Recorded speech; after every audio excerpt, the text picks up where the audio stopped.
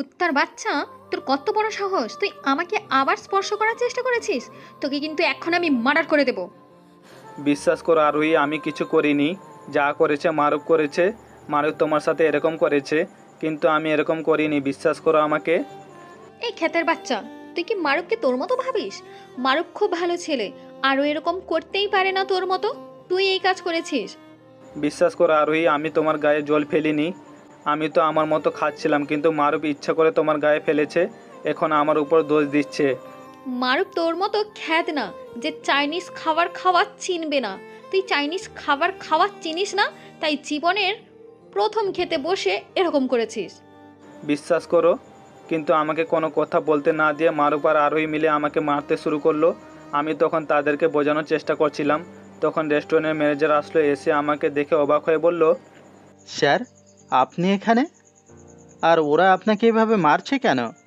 এই, আপনারা কি করছেন? তার মানে কে এই ছেলেটা? আর তোমরা ওকে সার করে বলছো কেন? আর এই ছেলেটা আমার গায়ে পানি ফেলে দিয়েছে। ওর জীবনে চাইনিজ খাবার খায় নাই তো, তাই এখানে এসে খেতে না পেরে আমার গায়ে পানি ফেলে দিয়েছে। আপনি কি পাগল হয়ে গেছেন? এই রেস্টুরেন্টের মালিক উনি, আর ওনাকে এরকম করে কথা বলছেন? আর উনি খাওয়া না জানলে কি এই রেস্টুরেন্টটা খুলতেন?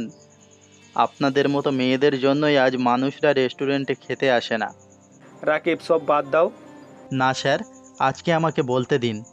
এই মেয়েগুলার কারণেই আজকে কেউ গরিবদের সম্মান করে না, গরিবদের সবাইকে অবহেলা করে। গরিব হয়েছে বলে কি মানুষ নয়? কিন্তু ওকে তো আমরা ভার্সিটিতে একটা গ্রামের ছেলে বলেই জানতাম। ও কিভাবে রেস্টুরেন্টের মালিক হতে পারে? ঢিলেঢালা পোশাক পরলেই মানুষ গ্রামের ছেলে হয়ে যায়, এই ধারণাটা বাদ দিন। স্যার অনেক ভালো মানুষ, আর উনি এরকম চলাফেরা করতে পছন্দ করেন। ওনার বাবা এই শহরের সবচেয়ে বড় ব্যবসায়ী, আর ওনার পছন্দে এখানে রেস্টুরেন্ট হয়েছে, আর আপনারা খাচ্ছেন। আরোহী তখন আমার দিকে তাকালো। আমি সেখান থেকে চলে আসলাম। আজকে আরোহী বার্থডে ছিল, তাই সে সবাইকে ট্রিট দিয়েছিল। প্রথমে আমাকে আনতে না চাইলেও ওকে একবার আমি নোট করে দিয়েছিলাম, সেই জন্য আমাকে নিয়ে এসেছে। কলেজের সবাই আমাকে গ্রামে একটা ক্ষেত ছেলে মনে করে, কিন্তু আমি যে রেস্টুরেন্টের মালিক সেটা কেউ জানতো না। মারুফ আমার সাথে কলেজে আসার পর থেকে খারাপ ব্যবহার করে, আমাকে বিভিন্নভাবে অপমান করার চেষ্টা করে, কিন্তু আমি তার কথা কোনো কিছু মনে করতাম না। আর সে আমাকে অপমান করার জন্য ইচ্ছা করে আরোহী গায়ে পানি ফেলে দেয়। এরপর আমাকে ফাঁসিয়ে দিয়েছে। আমি তবুও কিছু বলিনি। তখন হঠাৎ করে আমার ম্যানেজার রাকিব এসে সব কিছু ফাঁস করে দিল। আমি যখন জানলাম আরিয়ান হলো এই রেস্টুরেন্টের মালিক, তখন আমার লজ্জায় মরে যেতে ইচ্ছে করছিল। সেখানে আর কিছু না বলে নিজের বাসায় চলে আসলাম। এসে শুধু ওর কথাই ভাবছি। নিজের অজান্তেই তার প্রতি একটা আলাদা সম্মান কাজ করা শুরু করে দিল। রাতে শুয়ে শুয়ে ওর কথাই ভাবছিলাম। আমি ওকে ছাড়া আর কিছুই ভাবতে পারছিলাম না। ঘুমের মধ্যেও ওকে শুধু স্বপ্নে দেখছিলাম। আমি বাসায় আসলাম, তখন আব্বু আমার কাছে এসে জিজ্ঞেস করলেন, কি ব্যাপার আরিয়ান, তুমি এইভাবে শুয়ে আছো কেন? তোমার আম্মু বলল তুমি রাতে খাবারও খাওনি, কি হয়েছে তোমার? আব্বু তুমি বলেছিলে না তোমার ব্যবসা দায়িত্ব নিতে? আমি আর ভার্সিটিতে পড়বো না, আমি তোমার ব্যবসায় যোগ দিব, তুমি কাল থেকে আমার জন্য ব্যবস্থা করো। আব্বু আমার কথা শুনে খুশি হয়ে গেল। এরপর সেখান থেকে চলে যাওয়ার আগে আমাকে জানিয়ে গেল কাল থেকে অফিসে যেতে। আমি আরোহীকে ভালোবাসতাম, কিন্তু মেয়েটা আমাকে এত অপমান করলো, কিন্তু কোনোদিন কোনো অভিযোগ করিনি। এত অপমান অত্যাচার তাদের সহ্য করেছি। তারা গরিব লোকদের এত অপমান করে, এই জন্যে আমি শুয়ে শুয়ে ওর কথাই ভাবছিলাম। কেন এরকম করে? যতই ভাবছি ওকে ভুলে যাব, ততই ওর কথা আরও মনে পড়ছে। আমি ওকে যে ভালোবাসি, ওদের এত অপমান সহ্য করেছি শুধুমাত্র ওর জন্য, কিন্তু আজ আর সহ্য করার ক্ষমতা হারিয়ে ফেলেছি। মানুষের ধৈর্যের একটা সীমা থাকে, আমার সেই সীমাটা পার হয়ে গেছে। আমি কিছু ভাবতে পারছিলাম না, হঠাৎ করে ঘুমিয়ে গেলাম। পরের দিন সকালে উঠে আব্বুর সাথে অফিসে গেলাম। অফিসে গিয়ে কাজ করলাম, কিন্তু একটা মুহূর্তের জন্য আরোহীকে ভুলতে পারছিলাম না। সে হয়তো আমাকে অপমান করে অনেক সুখে আছে। আমি কলেজে যাচ্ছি না, এটা হয়তো তার আরও খুশির কথা, কারণ ওরা আমাকে একদম সহ্য করতে পারতো না। আমাকে বারবার ভার্সিটি থেকে তাড়িয়ে দেওয়ার প্ল্যান করছিল। আজ 3 দিন হয়ে গেল আরিয়ান ভার্সিটিতে আসছে না। আমি ওকে নিয়ে শুধু ভাবছি, আমি হয়তো তার প্রেমে পড়ে গেছি। তখন মারুফ আমার সাথে বসেছিল। সে জিজ্ঞেস করলো, দোস্ত, তোর কি হয়েছে? কোনো কথা বলছিস না, এই কয়েকদিন ধরে দেখছি তোর মন খারাপ। কি হয়েছে তোর? আমাকে খুলে বল। না দোস্ত, কিছু হয়নি, আমার মনটা এমনি ভালো না। আচ্ছা, আরিয়ান ভার্সিটিতে আসছে না কেন? তুই ওই ছেলেটাকে নিয়ে এখনো ভাবতেছিস? হয়তো এই ভার্সিটি ছেড়ে চলে গেছে, না হয় কোনো সমস্যায় পড়েছে, সেই জন্য আসছে না। আমি আর কোনো কথা বললাম না, সেখান থেকে চলে আসলাম। এসেও তার কথা ভুলতে পারছি না। তাকে হয়তো আমি ভালোবেসে ফেলেছি, তাকে অপমান করেছি। অপমানের মধ্যে কখন যে তাকে ভালোবেসে ফেলেছি সেটা বুঝতে পারছি। তাই তাড়াতাড়ি করে ওর রেস্টুরেন্টে গেলাম। গিয়ে ওর ম্যানেজারকে জিজ্ঞেস করলাম, আচ্ছা ভাইয়া, আপনাদের মালিক মানে আরিয়ান কি এখানে আসে মাঝে মাঝে? হ্যাঁ, স্যার মাঝে মাঝে আসে, কিন্তু আপনার এখানে কি দরকার? আপনার অপমান করেও তাকে শান্তি হয়নি? স্যারের মতো একজন মানুষকে আপনারা দিনের পর দিন অপমান করে গেছেন। আমি ভুল করেছি, তাই আমি ওর কাছে ক্ষমা চাইতে চাই। তাই এই জন্য ওকে খুঁজতেছি। প্লিজ, ওর অ্যাড্রেসটা কি আমাকে দেওয়া যাবে? না, আপনি আবার ওনাকে অপমান করবেন। আমি চাই না স্যারকে আবার কেউ অপমান করুক। স্যারের মতো ভালো মানুষ, আপনাদের মতো মেয়েদের কারণে স্যারেদের মতো মানুষরা পৃথিবীতে চলাফেরা করতে পারে না।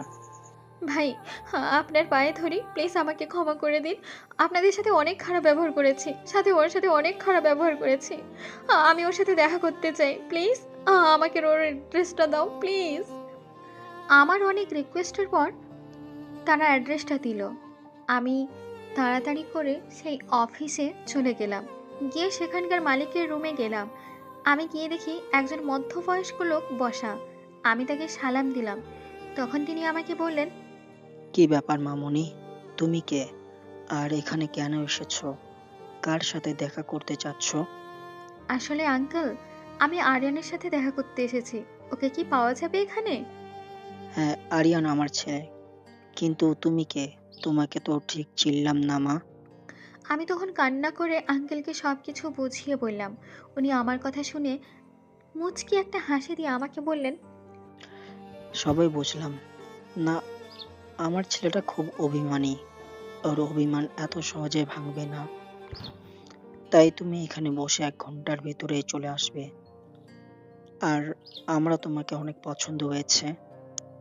আমি বসে অপেক্ষা করতে শুরু করলাম কখন আসবে আরিয়ান। 2 ঘন্টা পর অফিসে আরিয়ান আসলো। আমাকে দেখে সে এড়িয়ে চলে গেল। আমি তখন তার কেবিনে গেলাম। কি ব্যাপার, আপনি এখানে কেন এসেছেন? আমি তখন তার দিকে তাকিয়ে কান্না করে দিলাম। আমার কান্না দেখে সে হাসতে শুরু করলো। এরপর বলল, হুম হুম হুম। আপনার মতো মানুষ আবার কান্না করে? আপনাদের মতো পাষাণ হৃদয়ে মানুষের মুখে কান্না মানায় না। বরং কী জন্য এসেছেন সেটা বলুন। আরিয়ান, তুমি আমাকে ক্ষমা করে দাও। আমি অনেক ভুল করেছি, তোমাকে অনেক অপমান করেছি। আমি তোমাকে অপমান করে নিজেও শান্তিতে নেই। এখন রাতে ঘুমাতেও পারি না, শুধু তোমার কথা মনে পড়ে। আমার আপনার উপর কোনো অভিযোগ নেই। আপনাকে আমি ক্ষমা করে দিয়েছি, তাই এখান থেকে চলে যান। তুমি আমাকে ক্ষমা না করলে আমি এখান থেকে যাব না। আমি জানি তুমি আমার উপর রাগ করে আছো, সেজন্য আমাকে তাড়িয়ে দেওয়ার চেষ্টা করছো। কিন্তু কিন্তু আমি এখান থেকে যাব না। আমি বললাম না আপনার কোনো অভিযোগ নেই, আপনি নিজের ভুল বুঝতে পেরেছেন, এইটাই অনেক। তাই এখান থেকে চলে যান, আমার অনেক কাজ আছে। I love you. হুম হুম হুম। কী বলেন, মজা করতে এসেছেন? এটা ফাজলামি করার জায়গা না। এই জায়গাটা কোনো ফাজলামির জায়গা না। আমি ফাজলামি করছি না আরিয়ান, আমি তোমাকে ভালোবাসি। আমি প্রথমে বুঝতে পারিনি তুমি আমার সামনে ছিলে। তোমাকে অনেক অপমান করেছি, কিন্তু তুমি যে এতদিন থেকে ভার্সিটির থেকে যাচ্ছ না, আমি রাতে ঘুমাতে পারি না। প্রতি মুহূর্তে তোমাকে স্বপ্নে দেখি। তোদের মতো লবি মেয়েকে আমি কখনোই বিয়ে করব না। আর আমি তোকে ভালোবাসি না। হ্যাঁ, একদিন আমি তোকে ভালোবাসতাম, কিন্তু ভুলে গেছি তোকে। কারণ হচ্ছে তুই গরিবদের সম্মান দিতে জানিস না। যখন আমি গরিব সেজে ভার্সিটিতে যেতাম, তখন তুই আমাকে পাত্তা দিতি না। কিন্তু আজ যখন দেখতে পাচ্ছিস আমার অনেক টাকা, তখন আমার সাথে সম্পর্ক করতে এসেছিস। বিশ্বাস করো, আমি তোমার টাকা দেখে তোমার প্রেমে পড়িনি। তুমি যদি আমাকে ছেড়ে চলে না আসতে, তাহলে আমি হয়তো আমার ভালোবাসার কথা বুঝতেই পারতাম না। কিন্তু তুমি যখন আমাকে ছড়িয়ে চলে এসেছো, তখন থেকেই আমি আমার ভালোবাসার কথা বুঝতে পেরেছি। আমি বললাম না আমি তোকে ভালোবাসি না? এখান থেকে চলে যা। আর এক মুহূর্ত এখানে দাঁড়ালে কিন্তু আমি তোকে এখান থেকে ঘাড় ধাক্কা দিয়ে বের করে দিব। কি ব্যাপার আরিয়ান, এইভাবে চেঁচামেচি হচ্ছে কেন? বাবা, অফিসের মধ্যে এরকম লোককে ঢুকতে দেয় কে? এই মেয়েটা এখানে এসে কী সব আজে বাজে কথা বলছে। ওকে তুমি বের করে দাও ওখান থেকে। এর মানে তুই কি বলতে চাইছিস? মেয়েটা তোকে ভালোবাসে আর ও নিজের ভুল বুঝতে পেরেছে। আমাদের উচিত কেউ যদি নিজের ভুল বুঝতে পারে তাহলে তাদের ক্ষমা করে দেওয়া। আমি ওকে ক্ষমা করে দিয়েছি। ওকে এখান থেকে চলে যেতে বলো, আমি ওর মুখ দেখতে চাই না। ওকে তুই এখন সারা জীবনই দেখতে হবে। আমার ওকে অনেক পছন্দ হয়েছে, বিয়ে করলে ওকে করতে হবে। বাবা, তুমি কি পাগল হয়ে গেছো? আমি এই মেয়েকে বিয়ে করতে যাব কোন দুঃখে? আমি ওকে সহ্য করতে পারি না। তুমি একে আমার সামনে থেকে নিয়ে যাও। কিন্তু বাবা আমার কোনো কথা শুনলো না। পরের দিনই জোর করে আমাকে বিয়ে দিয়ে দিল। আজকে আমি বাসর ঘরে দাঁড়িয়ে আছি আর ওই আমার পা ধরে দাঁড়িয়ে আছে। আমি তখন তাকে বললাম, এই মেয়ে, পা ছাড়তে বলেছি না? আমি তোকে সহ্য করতে পারি না। আমি তোকে ডিভোর্স দিব। তুমি আমাকে মেরে ফেলো, তবুও এই কথা বলো না। হ্যাঁ, আমি তোমাকে ছাড়া বাঁচতে পারবো না। প্লিজ আমাকে ক্ষমা করে দাও। নিজের ভালোবাসার মানুষের উপর কতক্ষণ রাগ করে থাকা যায়। আমি বুঝতে পারছি আরোই নিজের ভুল বুঝতে পেরেছে, তাই তাকে তুলে জড়িয়ে ধরলাম। তখন সে কান্না করে দিল।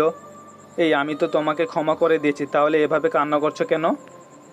আমি তোমার সাথে কত অপরাধ করেছি, কত অত্যাচার করেছি, কিন্তু তুমি সেই আমাকে ক্ষমা করে দিলে। তোমার মতো মানুষ পেয়ে আমি ধন্য। আমি তখন তাকে জড়িয়ে বিছানায় নিয়ে গেলাম। এরপর শুরু হলো আমাদের ভালোবাসার সংসার। মানুষের বাইরে দেখে কখনো মানুষের ভিতরকে বিচার করতে যাওয়া ঠিক নয়। যদি মানুষের বাইরে এক থাকে, ভিতরে এক থাকে, তাহলে সেটা পরিবর্তে আপনার জন্য দুঃখ বয়ে নিয়ে আসবে। তাই আমরা আমাদের সমাজে প্রতিটা মানুষকে সম্মান দিয়ে কথা বলি। প্রতিটা মানুষ নিজেদের একটা অবস্থানে দাঁড়িয়ে আছে, তাকে সেই অবস্থান থেকে সম্মান করি, তবেই আমাদের সমাজ উন্নতি লাভ করবে।